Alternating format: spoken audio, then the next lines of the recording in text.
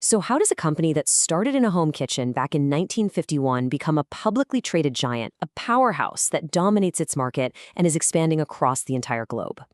Well, that is the incredible story of Sido Muncul. They're an Indonesian company built on a foundation of traditional herbal medicine. All right, let's dig into this and see exactly how they managed to turn ancestral wisdom into a blueprint for modern success. This quote from their own report, it really gets to the heart of it. This isn't just about selling a product, it's a mission for them. They see themselves as guardians of tradition, but with a super modern goal, using natural herbs to improve public health, and on a massive scale. This blend of the old and the new, well, it's the key to pretty much everything they do. Okay, so let's start at the very beginning. To really get what Sido Muncul all about, you first have to understand its deep, deep roots in Indonesian culture and wellness. This timeline right here lays out a pretty wild journey. Think about it. They went from a home kitchen in 1951 all the way to the Indonesian Stock Exchange in 2013. Just 5 years after that, they're expanding into Africa, and by 2023, they're winning the country's highest possible award for environmental excellence. It's just a story of incredible, sustained growth, from local roots to global recognition. So the heart and soul of their business is something called jamu. You can think of it as traditional Indonesian herbal medicine. And this isn't some niche product, not at all. It's a cultural cornerstone, a part of daily life for millions of people. Sido Muncul didn't invent jamu, but what they did was perfect how to bring it to the modern consumer. So what was the opportunity here? A market worth 17 trillion rupiah. That's over $1 billion US. And that was back in 2018. This wasn't a small niche market they were trying to create. It was a massive, already established customer base that totally believed in the product. Sido Muncul just capitalized on it brilliantly. And their success is just staggering. Get this, their main cold remedy, tolak angin, holds an incredible 72% of the market. That's not just leadership, that's absolute dominance. In Indonesia, you could say the herbal cold remedy market is tolak angin. So the big question is, how on earth did they achieve that level of dominance and fuel all that expansion? Well, they did it by building a seriously powerful engine for growth. Let's take a look at the numbers and the strategy behind it all. And here is the result of that strategy in cold, hard cash. Over 4 trillion rupiah in net sales in just a single year. Yeah, this is not a traditional family business anymore. This is a financial heavyweight. And that huge number, it wasn't a fluke. The sales growth has been incredibly powerful and consistent. You can see it climbing from about 2.5 trillion rupiah to over 4 trillion in just 4 years. That's the sign of a really healthy business that is just executing its strategy perfectly. Okay, now this right here is a fantastic snapshot of a very, very healthy company. Their total assets are nearly 7 times their total liabilities. What that means in simple terms is they have very little debt and an incredibly strong balance sheet.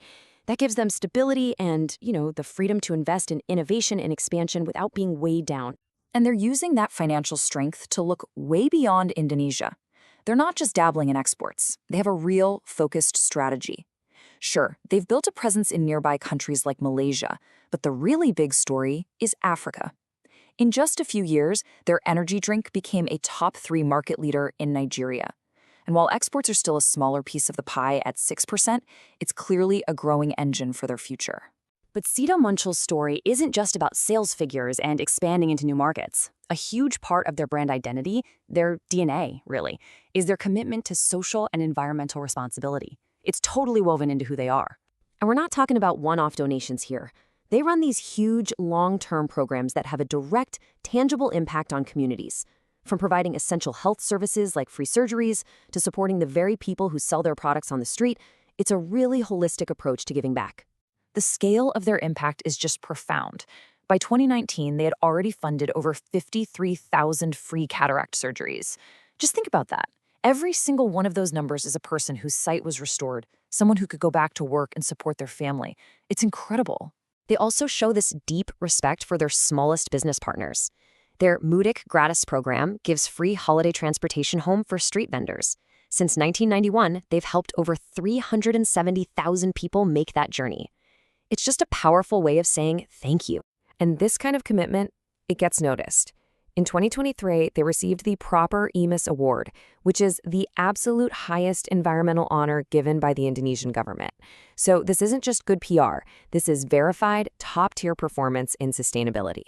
So when you put all of it together, the heritage, the financial growth, the corporate conscience, what does the Sido Muncul blueprint for success actually look like? What's the secret sauce? It really boils down to these 4 pillars. First, strong, transparent governance. You have to have that. Second, a relentless drive for innovation, never just resting on tradition. Third, smart market expansion, both at home and around the world. And finally, and this is so crucial, making sustainability a core part of the business itself, not just some side project. And this is the key takeaway, the magic of it all. Their model isn't about just extracting value for shareholders. It's about creating shared value. They've built this amazing interconnected ecosystem where everybody wins. When the farmers succeed, Sido Muncul succeeds. When consumers are healthy and the environment is protected, the business thrives. It's a virtuous cycle. And that leaves us with a really fascinating final thought, doesn't it? Sido Munchul's incredible journey from a kitchen to a global contender, it suggests that maybe the most successful companies of the future won't be the ones that just throw away the past, but the ones that learn how to honor it, modernize it, and then share its value with the entire world.